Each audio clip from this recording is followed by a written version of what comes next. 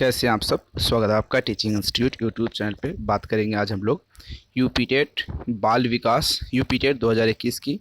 आज हम बाल विकास की यानी इसको सीडीपी के नाम से जानते हैं, चाइल्ड साइकोलॉजी, चाइल्ड डेवलपमेंट, बाल विकास, बाल मनोविज्ञान, आप बहुत सारे नाम से इसे जानते हैं।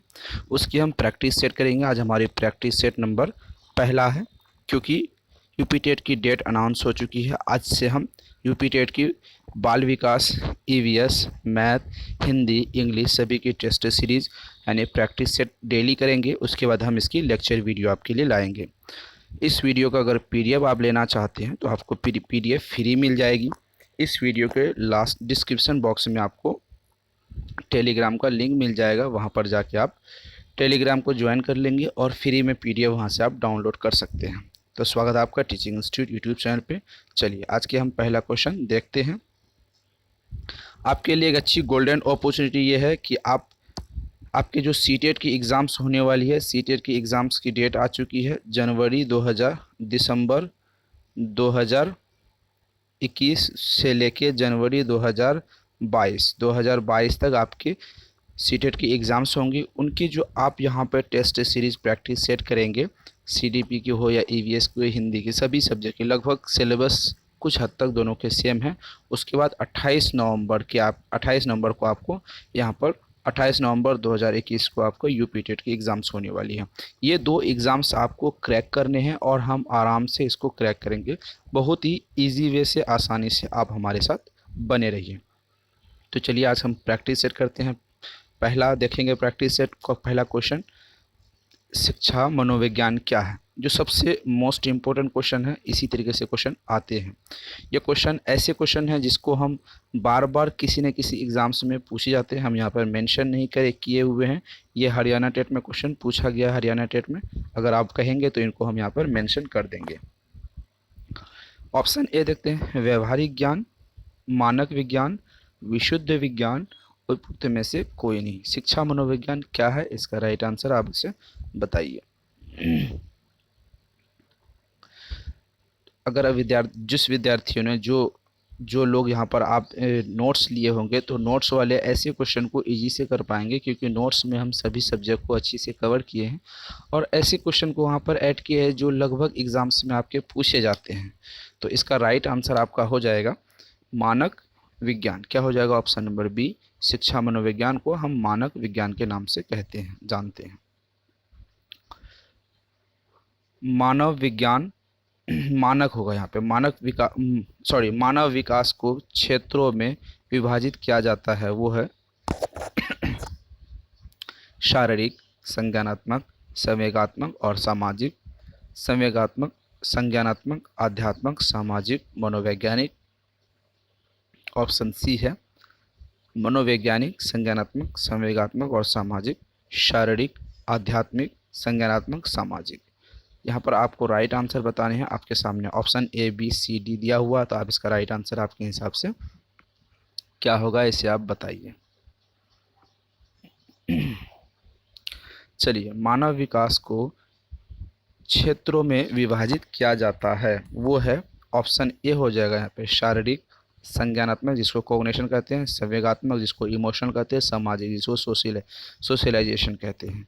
शारीरिक, फिजिकल और संवेगात्मक, संज्ञानात्मक, संवेगात्मक और सामाजिक, ये तीनों आपके चाइल्ड साइकोलॉजी जब पढ़ेंगे, ये तीनों पर ही सबसे ज़्यादा लेक्चर वीडियोस और टेस्ट सीरीज यानी प्रैक्टिस सेट बनती है, यही तीनों। अब यहाँ पे ये कौन है? आध्यात्मिक आ जाती है। संज्ञानात्मक, मानव का विकास का जो क्षेत्र होता है, यहाँ पे आध्यात्मिक बिल्कुल भी नहीं होता। यहाँ पर देखो मनोविज्ञान तो ये खुद एक टॉपिक है, खुद एक सब्जेक्ट है, ये बिल्कुल भी नहीं होगा यहाँ पर। ये भी गलत हो जाएगा। ऑप्शन डी कैसे गलत हो जाएगा? यहाँ पर भी आप देख सकते हैं, यहाँ पर भी एक आध्यात्मिक है, ये भी गलत हो जाएगा। आध्यात्मिक मतलब धर्म की ओर हमें ले जाती है। तो यहाँ पर क्लियर मेंशन किया गया है कि मानव विकास का जो क्षेत्र होता है वो शारीरिक, संज्ञानात्मक, संवेगात्मक और सामाजिक होगा। क्योंकि अगर आप लेक्चर वीडियो रेगुलर देखेंगे तो आपको ये चीज़ समझ आ जाएंगे। ऑप्शन नंबर यहाँ पर ए आंसर होगा। आगे क्वेश्चन देखेंगे। प्रारंभ में आत्मा का प्रयोग किस शास्त्र में किया गया था? शिक्षा शास्त्र, समाजशास्त्र, दर्शन शास्त्र, अर्थशास्त्र। तो यहाँ पर मैं आपको बता दूँ, अर्थशास्त्र मतलब इकोनॉमिक्स। इकोनॉमिक्स में आत्मा का कोई वजह नहीं होगा। मैं आपको लॉजिक से आपको राइट आंसर बता रहा हूँ। या अर्थ इकोनॉमिक में बिल्कुल भी नहीं होगा। समाजशास्त्र इसमें भी नहीं होगा। शिक्षा शास्त्र इसमें भी नहीं होगा। यहाँ पे दर्शन शास्त्र, दर्शन शास्त्र अगर आप देखें फिलोसफी, तो फिलोसफी में आत्मा का प्रयोग किया जा सकता है या फिर किया जाता होगा। तो प्रारंभ में शिक्षा जब शुरुआत हुई, वहाँ पर आत्मा का प्रयोग किस में किया गया था? फिलोसफी यानी दर्शन शास्त्र में। सिंपल है। और कभी कभी क्या होते हैं, उनके टफ क्वेश्चन भी पूछे जाते हैं यूपी टेट में। मैं आपको बता दूं। आगे हम लोग क्वेश्चन देखेंगे। विकासात्मक मनोविज्ञान में जीवन का अध्ययन किया जाता है किशोर अवस्था में, जीवन पर्यंत, जन्म से गर्भकाल में, जन्म में गर्भकाल में। विकासात्मक मनोविज्ञान का जो मन का जो विज्ञान है, उसका अध्ययन किया जाता है कब किया जाता है? आपके पास 4 ऑप्शंस हैं, आपको यहाँ पर राइट आंसर देने हैं।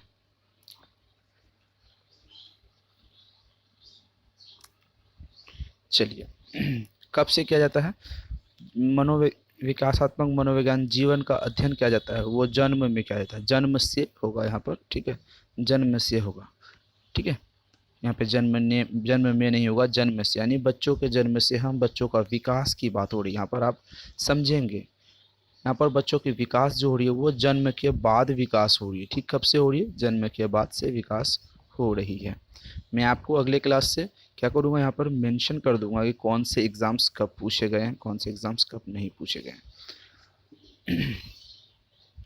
शिक्षा मनोविज्ञान का अध्ययन किया जाता है, इससे वह दूसरों को प्रभावित कर सके, इससे वह अपनी परीक्षाओं में प्रथम आ सके, इसकी सहायता से अपने शिक्षण को अधिक प्रभावशाली बना सके, इसमें शिक्षण को आत्मसंतुष्टि मिल सके। चलिए, शिक्षा मनोविज्ञान का अध्ययन हम क्यों करते हैं, इसका राइट आंसर यहाँ पर पूछा है कि आप शिक्षा मनोविज्ञान का अध्ययन क्यों करते हैं। आप क्वेश्चन का स्टैंडर्ड देखेंगे, आपको यहाँ पर क्वेश्चन इतने बेस्ट क्वेश्चन मिलेंगे। ऐसी क्वेश्चन 100%, मैं आपसे गारंटी लेता हूँ, ऐसे क्वेश्चन 100% रूप से आपके यहाँ पर यूपी टेट में एग्ज़ाम्स में पूछे जाते हैं, ठीक है। अगर आप यूपी टेट के साथ साथ उत्तराखंड जो टेट आई हुई है, इसके वैकेंसीज आई हुई हैं यू टेट की, वहाँ पर भी अगर आप तैयारी करेंगे, सेम इसकी दोनों की जो दोनों का सिलेबस जो है 100% सेम है, तो आपको दोनों की यहाँ पर तैयारी हो जाएगी। चलिए, इसका राइट आंसर आप बताइए, क्या है इसका राइट आंसर? शिक्षा मनोविज्ञान का अध्ययन इसलिए करते हैं वह दूसरों को प्रभावित कर सके। बिल्कुल भी नहीं, आप कभी किसी को शिक्षा नहीं इसलिए हासिल करते हैं किसी को प्रभावित कर सके, बिल्कुल नहीं। इससे वह अपनी परीक्षाओं पर प्रथम आ सके। क्या हम चाइल्ड साइकोलॉजी जो पढ़ते हैं, ठीक है, क्या इसके लिए परीक्षा में प्रथम आ सके? बिल्कुल नहीं। इसकी सहायता से हम अपने शिक्षण अधिगम को प्रभावशाली बना सके, बेहतर बना सके। ऑप्शन नंबर यहाँ पर सी राइट आंसर हो जाएंगे। इसी तरह से बेस्ट क्वेश्चन हम करते चलेंगे। 1982 ईस्वी में किस मनोवैज्ञानिक द्वारा लंदन में एक मानवीय विशेषताओं का अध्ययन करने के लिए प्रयोगशाला का निर्माण किया गया? गाल्टन, अल्फ्रेड बिने, वुडवर्थ, कैटल। तो यहाँ आपके सामने ऑप्शंस हैं, इसका अपना राइट आंसर बताइए, आपके हिसाब से क्या राइट आंसर होंगे।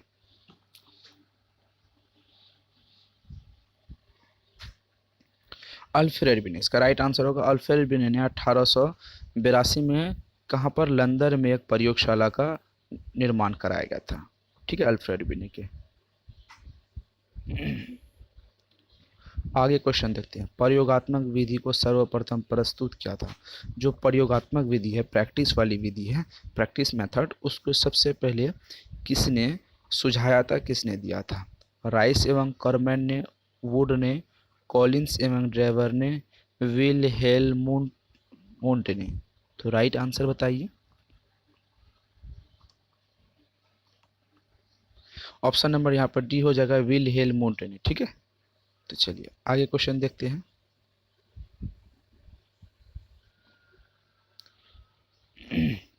बाल मनोविज्ञान के अनुसार शिक्षा के क्षेत्र में मुख्य स्थान है अध्यापक का, प्रशासक का, बालक का, अभिभावक का।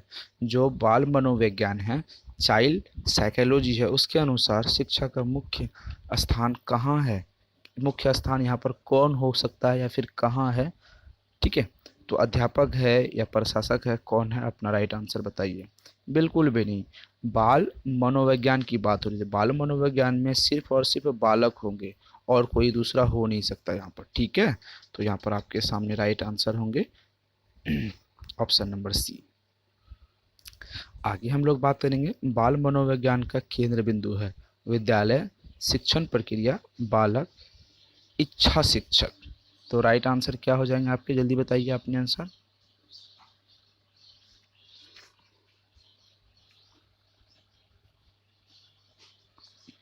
यहाँ पर भी आपके राइट आंसर सीधा दिख रहा है। बाल मनोविज्ञान का केंद्र बिंदु जो होता है, बाल मनोविज्ञान की बात हो रही है, बाल मनोविज्ञान में बालक का आंसर होगा। Right answer option number C हो जाएगा, बालक का।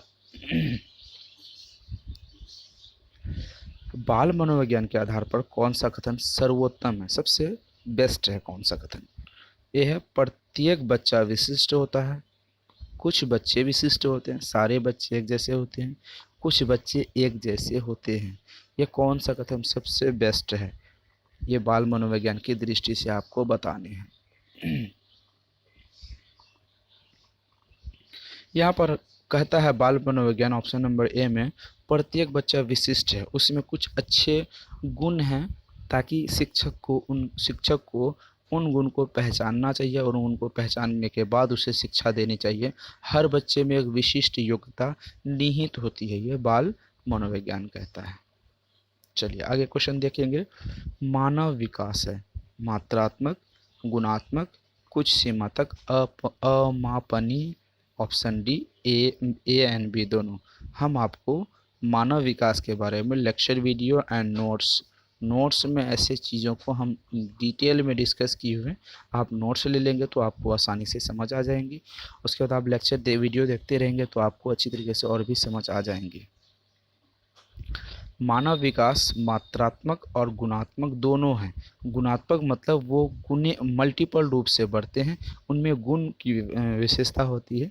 जब बच्चे छोटे होते हैं, बालक रूप में होते हैं, तो उनमें अच्छे या बहुत अच्छे गुण नहीं होते, या फिर उसके आचरण बेहतर नहीं होते, समाज के साथ वो सीख के उनमें अच्छे गुण आते हैं। मात्रात्मक, फिर उसके जब वो बड़े होते हैं, उसकी मात्रा पहले अगर वो 10-20 kg था तो उसके बाद फिर 22 kg होगा, ये मात्रात्मक। मात्रा ये हुई ना, ऑप्शन यहाँ पे जो संख्या होती है वो मात्रा होती है।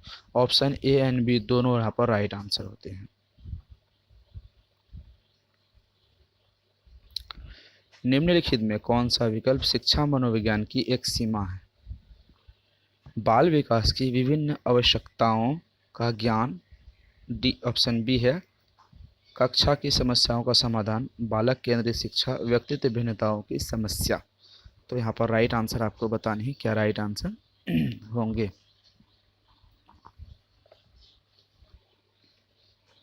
यहाँ पर राइट आंसर हो जाएगा व्यक्तित्व भिन्नताओं की समस्या, ऑप्शन नंबर डी। चलिए आगे हम बात करेंगे। मनोविज्ञान प्रारंभ में किस विषय का अंग था। दर्शन शास्त्र, नीति शास्त्र, तर्कशास्त्र, भौतिक यानी फिजिक्स। इसको लॉजिक या फिर रीजनिंग कह सकते हैं। दर्शन शास्त्र, फिलोसफी, नीति शास्त्र, क्या इसे जानते हैं किस नाम से, इसको आप बताएंगे। आपके हिसाब से राइट आंसर क्या होगा, जल्दी बताइए। आपसे कई बार सवाल पूछा जाता है कि मनोविज्ञान प्रारंभ में दर्शन शास्त्र का एक विषय का अंग था, ठीक है। चलिए आगे बात करते हैं हम लोग। बाल मनोविज्ञान का क्षेत्र है केवल शैशवावस्था की विशेषताओं का अध्ययन, केवल गर्भावस्था की विशेषताओं का अध्ययन, केवल बाल्यावस्थाओं की विशेषताओं का अध्ययन, गर्भावस्था से किशोरावस्था की विशेषताओं का अध्ययन। तो यहाँ पर मैं आपको, अगर आप मेरे साथ सीटेट की अगर तैयारी प्रिपरेशन कर रहे होंगे तो वहाँ पर मैंने आपको कुछ टैग बताए थे, लगभग 25 से 30 टैग थे, वो बताए थे आपको क्या सही करना है क्या गलत करना है। इस आधार पे बिना ऑप्शंस को पढ़े, बिना क्वेश्चन को पढ़े आप राइट आंसर बता सकते थे कि आपके अनुसार दिया हुआ जो जानकारी है वो क्या राइट आंसर होगा। तो चलिए उसी टैग के अनुसार यहाँ पर हम क्वेश्चन को सॉल्व करते हैं। केवल केवल केवल जहाँ पर भी केवल दिखे ये नेगेटिव टैग वर्ड है। क्या है? नेगेटिव, मतलब ये गलत है। ये क्या है? गलत की गिनती में आती है, ये गलत है। तो मान लीजिए यहाँ पर गलत है, यहाँ गलत है, यहाँ पर गलत है। तो बाल मनोविज्ञान का क्षेत्र है गर्भ अवस्था से किशोरावस्था की विशेषताओं का अध्ययन करना। ऑप्शन नंबर डी यहाँ पर राइट हो जाता है, एकदम लॉजिक के आधार पे, बिना क्वेश्चन पढ़े भी हम इसका राइट आंसर हम दे पाएंगे। मनोविज्ञान को मनोविज्ञान का शिक्षा के क्षेत्र में सबसे बड़ा योगदान है। विषम केंद्रित, शिक्षक केंद्रित, क्रिया केंद्रित, बाल केंद्रित। कोई सोचने वाली बात है। चाइल्ड सेंटर्ड एजुकेशन के बारे में हम आपको 1000 बार बता चुके हैं कि जब भी कोई शिक्षा की व्यवस्था की बात की जाए तो यहाँ पर चाइल्ड सेंटर्ड एजुकेशन, बाल केंद्रित शिक्षा का पर बल होती है। आज के ज़माने में पहले था शिक्षक केंद्रित, ठीक है, पहले क्या था? शिक्षक केंद्रित, लेकिन अब इसे हटा दिया गया, अब बाल केंद्रित शिक्षा हो जाती है। क्योंकि बालक की विशेषताओं को समझ के, उनकी गुण को समझ के, उनकी रुचियों को आधार पे हम उसे शिक्षा देते हैं। तो ऑप्शन नंबर यहाँ पर डी राइट आंसर हो जाएंगे। तो आज के लिए बस इतना ही। हमने 15 क्वेश्चन कंप्लीट कर लिए। आपको यहाँ पर बतानी है, आपको कमेंट सेक्शन में या फिर व्हाट्सअप ग्रुप में आप जुड़ जाएंगे, हमें मैसेज करेंगे, हम व्हाट्सअप ग्रुप में आपको ऐड कर देंगे। वहाँ पर आप बता सकते हैं कि चैप्टर नंबर यूपी टेट की test series practice set number 1 में आपके सीटीपी के कितने राइट आंसर, 15 में से 15 आए या 15 में से 12 आए। मिनिमम आपको यहाँ पर 12 करने, 12 से आप नीचे नहीं करेंगे। ये मैं कम से कम आपसे ये उम्मीद करूँगा, क्योंकि अगर आप 12 से नीचे करते हैं तो सर जी आप जान लीजिए आपकी स्थिति बहुत ज़्यादा गड़बड़ हो सकती है आने वाले एग्ज़ाम्स में, क्योंकि यहाँ पे कंपटीशन बहुत टफ होंगे। 20 लाख अभ्यर्थियों को फॉर्म भरने की अनुमान जताए जा रहे हैं। 20 से 25 लाख हम टारगेट लेके चलते हैं, क्योंकि 25 लाख समथिंग, 22 लाख समथिंग में बच्चे आएंगे, तो कंपटीशन टफ होने वाले हैं। तो टीचिंग इंस्टीट्यूट यूट्यूब चैनल को सब्सक्राइब कर लीजिए, बेल आइकन को प्रेस कीजिए, वीडियो को लाइक एंड शेयर जरूर कीजिए। C TET, UP TET, B TET, चाहे जो भी टीचिंग एग्ज़ाम्स की आप तैयारी करते हैं, उसकी कंप्लीट नोट्स लेने के लिए आपको 7634993536 नंबर पर व्हाट्सअप करनी है। आपको यहाँ पर 100% गारंटी इसलिए ली जाती है क्योंकि हमारे नोट्स, पहली बात तो वैल्यूबल है, बहुत अच्छे नोट्स हैं। उसके बाद आपको यहाँ पर डेली लेक्चर क्लासेस मिलती रहती है, तो आप अच्छे मार्क्स गेन कीजिए। तो फिर मिलते हैं अगले वीडियो में, तब तक के लिए थैंक यू।